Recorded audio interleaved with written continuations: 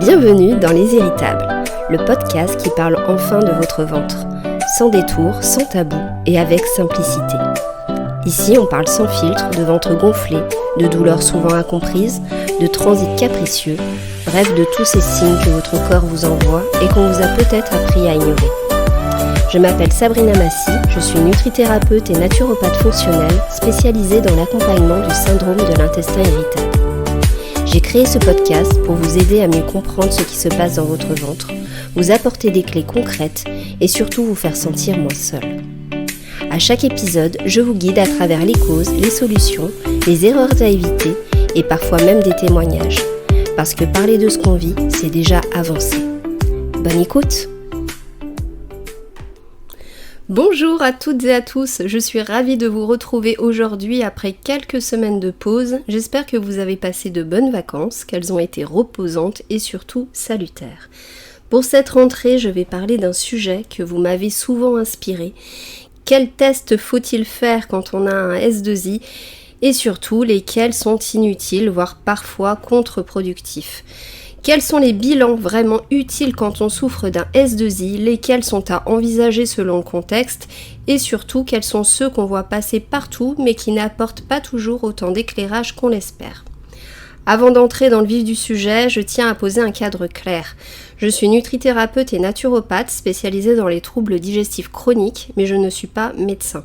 Cela signifie que dans ma pratique, je ne prescris pas d'analyse médicale, je ne pose aucun diagnostic médical et je n'interprète pas de résultats d'examen à des fins diagnostiques.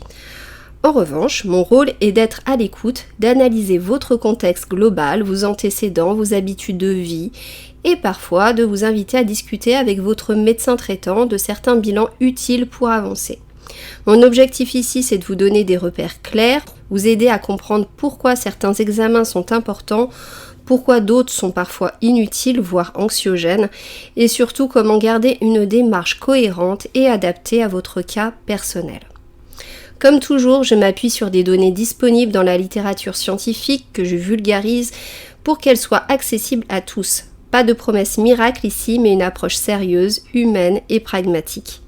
Alors, si vous êtes un peu perdu dans la jungle des tests digestifs ou vous avez déjà passé des examens sans trop savoir quoi en faire, restez avec moi, je vous explique tout dans cet épisode. Alors, pourquoi est-ce qu'on cherche autant de tests quand on souffre d'un syndrome de l'intestin irritable ? C'est une question que je me pose souvent avec mes consultants parce que c'est quelque chose qui revient très régulièrement. Il faut dire que le S2I, c'est un syndrome, c'est-à-dire un ensemble de symptômes, pas une maladie avec un marqueur biologique clair. Et ça, c'est déjà très frustrant en soi. Vous avez mal au ventre, vous êtes ballonné, vous courez aux toilettes ou au contraire, vous y allez à peine une fois tous les 3 jours et on vous dit que c'est fonctionnel.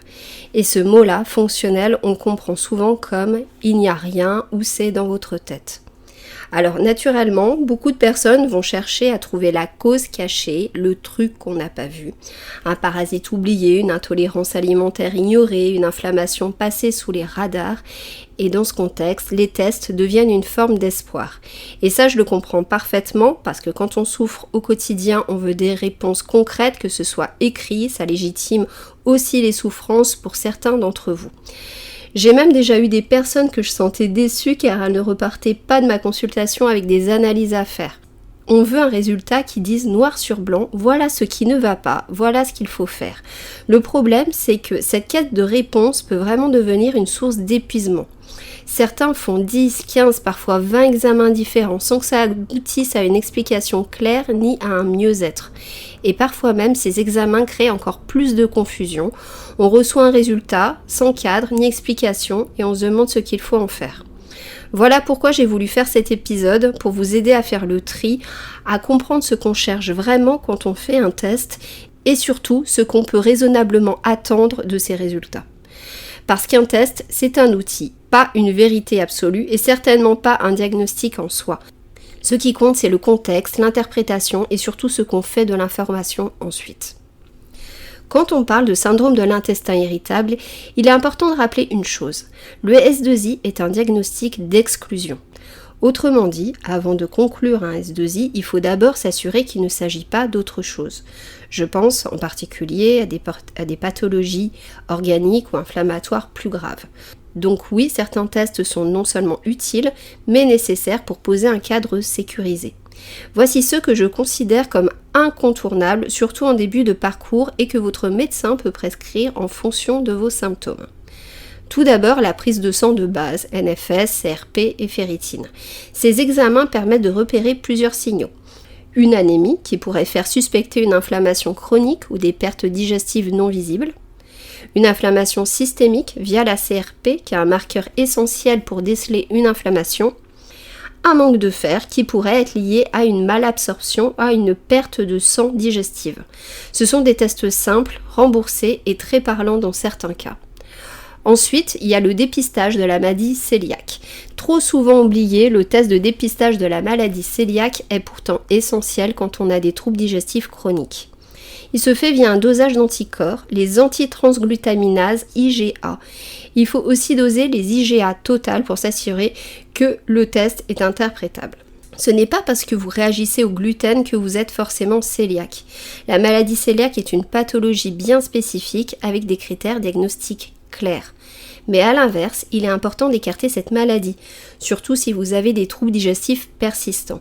Car même si elle n'est pas très fréquente, elle peut passer totalement inaperçue et nécessiter une prise en charge complètement différente du S2I. Ensuite, la calprotectine fécale. Ce test se fait sur les selles. Il permet de distinguer un syndrome de l'intestin irritable d'une maladie inflammatoire chronique de l'intestin, comme la maladie de Crohn ou la rectocolite hémorragique. Une calprotectine basse va plutôt dans le sens d'un trouble fonctionnel, comme le S2I. Si elle est élevée, cela oriente vers une inflammation digestive plus sérieuse et doit être investiguée plus loin. Ensuite, il y a aussi les examens de selles, coproculture, parasites. Si vous avez une diarrhée chronique, des antécédents de voyage ou si les troubles sont apparus brutalement après une gastro, il peut être pertinent de chercher des parasites, des bactéries pathogènes, voire des déséquilibres dans la flore intestinale. C'est pas systématique, mais dans certains cas, la piste infectieuse ou post-infectieuse est réelle et mérite d'être explorée. Et la coloscopie, c'est pas systématique, chez une personne jeune sans antécédents particuliers. En revanche, elle devient indispensable en présence de ce qu'on appelle des signes d'alerte.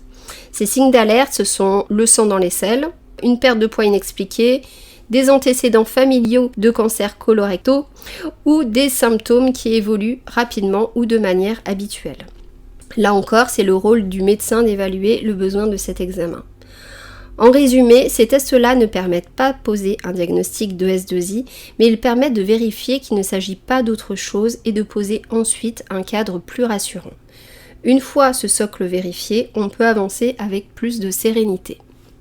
Une fois qu'on a écarté les grandes pathologies, comme une maladie cœliaque, une maladie inflammatoire, une infection ou une tumeur digestive, on peut commencer à affiner les choses. Il existe alors certains tests que je trouve intéressants dans des cas bien précis, quand ils répondent à une vraie suspicion clinique. Ce sont des examens qu'on ne réalise pas systématiquement, mais qui peuvent éclairer des zones grises si les symptômes persistent, ou si certains éléments dans le récit de la personne orientent vers une hypothèse. Tout d'abord, le test au lactose, ou test de l'intolérance au lactose. Ce test permet de savoir si votre organisme digère mal le lactose, le sucre naturellement présent dans le lait. Il peut être utile si vous avez des symptômes comme des ballonnements, des douleurs post-repas ou des diarrhées fréquentes, surtout après consommation de produits laitiers. Il s'agit généralement d'un test respiratoire à l'hydrogène. Vous buvez une solution contenant du lactose et on mesure ensuite la quantité d'hydrogène expirée. S'il y a fermentation anormale dans l'intestin, ça peut orienter vers une intolérance. Ce test a l'avantage d'être non invasif et assez fiable s'il est bien réalisé. Ensuite, le test du SIBO, j'en ai déjà parlé. Donc le SIBO, ou prolifération bactérienne dans l'intestin grêle, est une condition dans laquelle des bactéries normalement présentes dans le côlon migrent vers des zones où elles ne devraient pas être. Cela provoque souvent des symptômes digestifs marqués, des ballonnements très importants, une gêne postprandiale immédiate, ou parfois de la diarrhée ou des alternances de transit. Le test utilisé est aussi un test respiratoire, le plus souvent au glucose ou au lactulose. Attention cependant, le test au SIBO est très sensible aux conditions de réalisation. Mal réalisé ou mal interprété, il peut donner de faux positifs ou de faux négatifs. C'est un test que je recommande finalement assez souvent et de plus en plus car je vois énormément de SIBO cachés dans le syndrome de l'intestin irritable. J'en parle dans l'épisode dédié au SIBO, c'est je crois l'épisode numéro 2, où j'explique d'ailleurs qu'on retrouve le SIBO dans presque 50% des S2I selon les études. Le test au fructose ou au sorbitol moins courant, ces tests visent à évaluer la capacité de l'intestin à absorber certains sucres spécifiques. Certaines personnes réagissent mal au fructose, présent dans les fruits, le miel ou certains sirops, ou au sorbitol, c'est un polyol utilisé comme édulcorant. Ces intolérances sont réelles mais relativement rares. Ces tests sont donc à réserver aux situations où le lien entre symptômes et alimentation semble très net. Typiquement, je mange une pomme et une demi-heure après, c'est la catastrophe. Ensuite, la calprotectine fécale. En rappel, j'en ai parlé juste avant, mais je la remets ici parce qu'elle peut aussi être refaite en suivi. Si les symptômes évoluent ou s'il y a un doute qui réapparaît, la calprotectine est un bon marqueur pour voir s'il y a, oui ou non, une inflammation digestive active. Ça peut aider à décider si une nouvelle investigation est nécessaire. La thyroïde. Alors quand on parle de troubles digestifs chroniques, la thyroïde ne doit jamais être mise de côté. Une hypothyroïdie, même légère, peut ralentir le transit, créer des ballonnements, une sensation de lourdeur digestive, une fatigue chronique. Or, ce qui est souvent prescrit en première intention, c'est uniquement une TSH. Le problème, c'est que la TSH seule ne suffit pas pour évaluer correctement la fonction thyroïdienne. Il faudrait aussi doser la T3 libre, qui est la forme active, et la T4 libre, et dans certains cas, rechercher des anticorps antithyroïdiens, anti-TPO, anti-TG, pour exclure une hypothyroïdie d'origine auto-immune. Et ce n'est pas tout, il faut aussi parler des fameuses normes de laboratoire. Je vais faire une petite parenthèse sur les normes biologiques, ce qu'on ne vous dit jamais. Quand vous lisez vos résultats, vous voyez un chiffre et à côté une valeur de référence, avec une petite fourchette. Mais cette fourchette n'indique pas forcément ce qui est optimal pour vous. Les normes de laboratoire sont des moyennes statistiques. On les établit à partir d'une population donnée sur une période donnée. Donc elles varient d'un pays à l'autre, d'un laboratoire à l'autre, et évoluent même dans le temps. Ce sont des repères, mais pas des objectifs de santé. Et justement, un exemple très parlant, la TSH. La norme officielle peut aller jusqu'à 4 voire 4,5 milliunités internationales par litre. Mais dans une approche fonctionnelle, on considère souvent qu'une TSH supérieure à 2 doit être explorée, surtout si la personne a des symptômes. Fatigue, constipation, frilosité, perte de cheveux et j'en passe. Et c'est encore plus vrai pour les vitamines et minéraux. Les normes biologiques qu'on utilise aujourd'hui ont été pour beaucoup élaborées pour éviter les grandes maladies carentielles du passé, et non pour garantir un fonctionnement optimal. Par exemple, la vitamine C, les seuils visent à éviter le scorbut, mais ne tiennent pas compte des besoins accrus liés au stress oxydatif ou à l'inflammation chronique. La vitamine B1, la norme vise à prévenir le beriberi, mais ne dit rien sur vos capacités neurocognitives actuelles. La vitamine B3, les seuils protègent contre la pélagre, une carence sévère qui provoque diarrhée, dermite et troubles cognitifs, mais un niveau normal ne signifie pas pour autant que votre production d'énergie cellulaire est optimale, notamment au niveau mitochondrial. Pour ça, la vitamine B3 est essentielle. La vitamine B12, une personne peut avoir des signes neurologiques de carence avec un taux dit normal selon le labo. En somme, être dans la norme ne signifie pas toujours être en bonne santé. C'est pourquoi dans ma pratique, je m'attache à interpréter les bilans dans une vision fonctionnelle et individualisée et pas seulement à cocher des cases sur un rapport de labo. Même chose pour la vitamine D. Être à 31 nanogrammes par millilitre peut être considéré comme dans la norme, mais ce n'est pas du tout optimal pour un bon fonctionnement immunitaire ou osseux. C'est pour ça qu'en consultation, je me contente jamais de lire les chiffres bruts, mais j'essaye de comprendre ce qu'ils veulent dire dans votre contexte global. Un bilan peut être normal, mais pas satisfaisant pour autant. Tous ces tests ne sont utiles que s'ils répondent à une vraie hypothèse clinique. L'objectif, ce n'est pas de tester pour tester, mais bien de valider ou d'exclure une piste précise pour orienter les conseils ou l'accompagnement. Et surtout, un résultat isolé ne dit jamais tout. Ce qui compte, c'est ce qu'on en fait derrière, comment il s'intègre dans l'ensemble du tableau. Dans certains cas, quand les analyses médicales de base sont normales, mais que les symptômes persistent, on peut aller chercher un peu plus loin avec ce qu'on appelle les tests fonctionnels. Contrairement aux examens médicaux classiques, ces tests ne sont pas prescrits par les médecins généralistes et ce n'est pas leur rôle car ils ne sont pas faits pour diagnostiquer une maladie mais pour mieux comprendre le fonctionnement global de l'organisme. Digestion, assimilation, équilibre du microbiote, carence, stress oxydatif, etc. Il est donc inutile d'aller demander à votre médecin traitant de les prescrire ou même de les interpréter. Sauf s'il s'est formé spécifiquement à la médecine fonctionnelle ou nutritionnelle, il n'aura ni les outils ni le cadre pour vous accompagner là-dessus. En revanche, certains professionnels de santé formés dans ce domaine, comme des médecins intégratifs, des pharmaciens, des nutritionnistes ou encore des nutrithérapeutes et naturopathes comme moi, sont en mesure de les proposer et de les interpréter dans une démarche individualisée. Parmi les tests fonctionnels utiles dans le cadre du S2I, voici ceux que je suis souvent amenée à conseiller en fonction du contexte et de l'histoire de chacun, bien sûr. Le test de dysbiose microbienne intestinale, le DMI ou le MOU, un test urinaire qui permet d'évaluer l'activité fermentaire de certaines bactéries et levures dans l'intestin. Donc, permet de déceler s'il y a dysbiose bactérienne ou fongique, ou même parfois les deux. Il donne des indices précieux sur un éventuel déséquilibre du microbiote avec par exemple une prolifération anormale de candidats albicans. C'est un test que je trouve fiable et pertinent à condition d'être bien interprété. Le profil de micronutriments, vitamines du groupe B, D, zinc, fer. En cas de troubles digestifs chroniques, des déficits peuvent s'installer progressivement sans forcément atteindre le seuil pathologique reconnu dans les prises de sang classiques. Autrement dit, les résultats peuvent être dans les normes, mais insuffisants pour un fonctionnement optimal de l'organisme. On parle alors de carences dites subcliniques.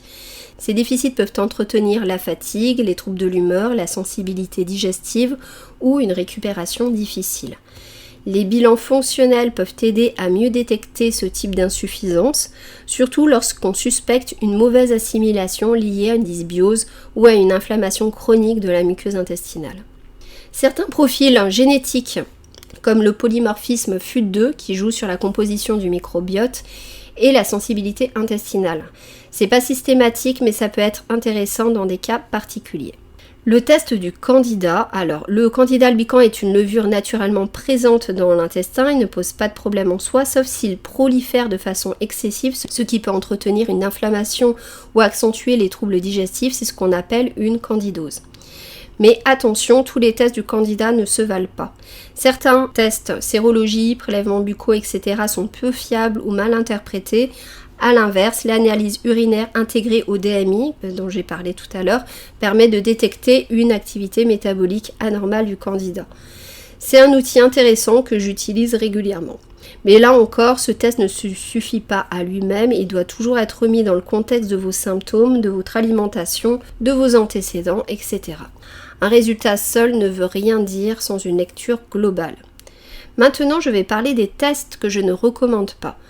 Aujourd'hui, il existe des tests très à la mode qui analysent la composition du microbiote par séquençage génétique.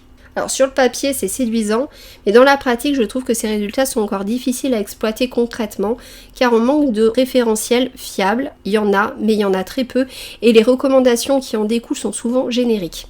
C'est mon avis pour le S2I, ces tests n'apportent aucune valeur ajoutée clinique à ce jour, et peuvent même induire en erreur ou angoisser inutilement.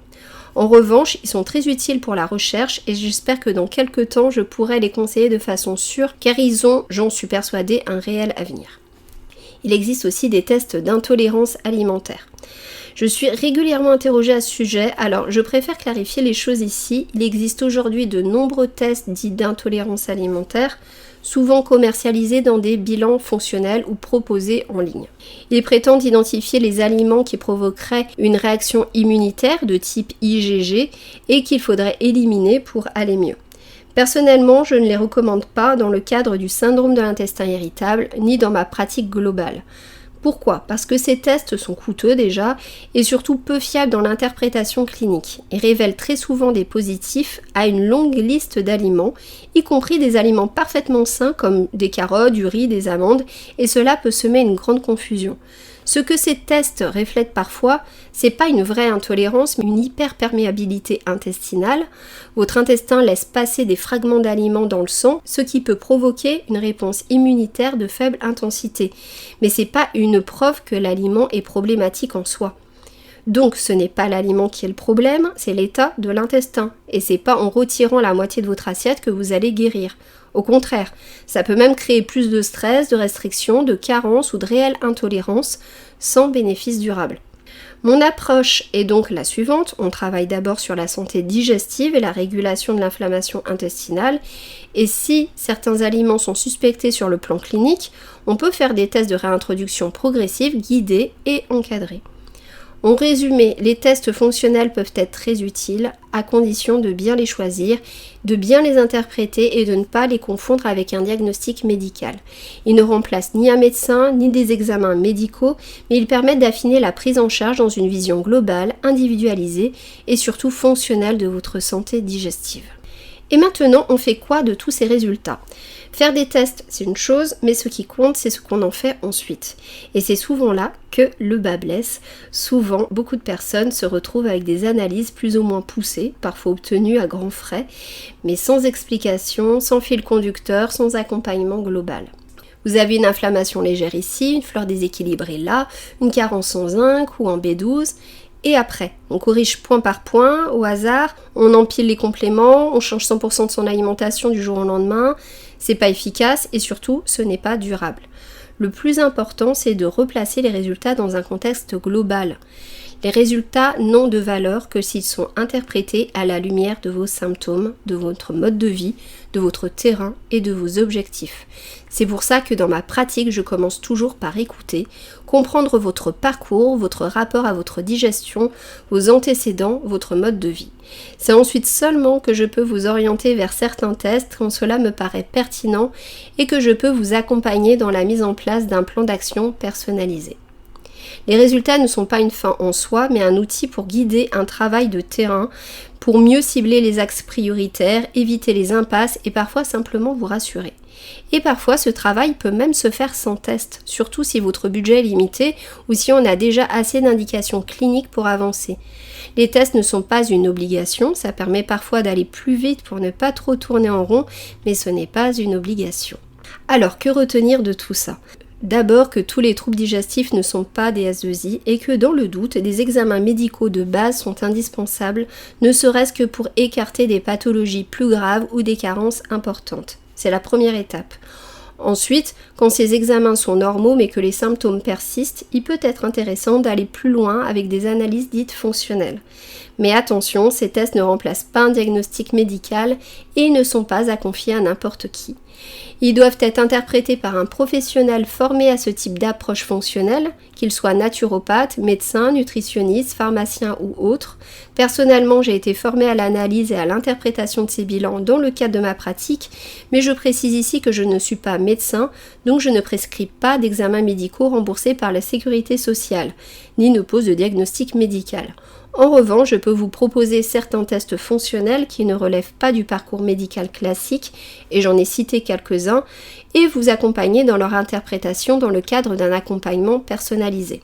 Et dans certains cas, je peux aussi vous orienter vers votre médecin pour lui suggérer des examens complémentaires lorsque cela me semble pertinent. Et enfin, l'essentiel, les tests ne sont pas une baguette magique. Même les plus poussés ne remplacent ni l'écoute, ni la compréhension de votre histoire, ni la construction d'un accompagnement cohérent dans le temps. Un test, ce n'est qu'un outil, c'est ce qu'on en fait ensuite qui change vraiment les choses.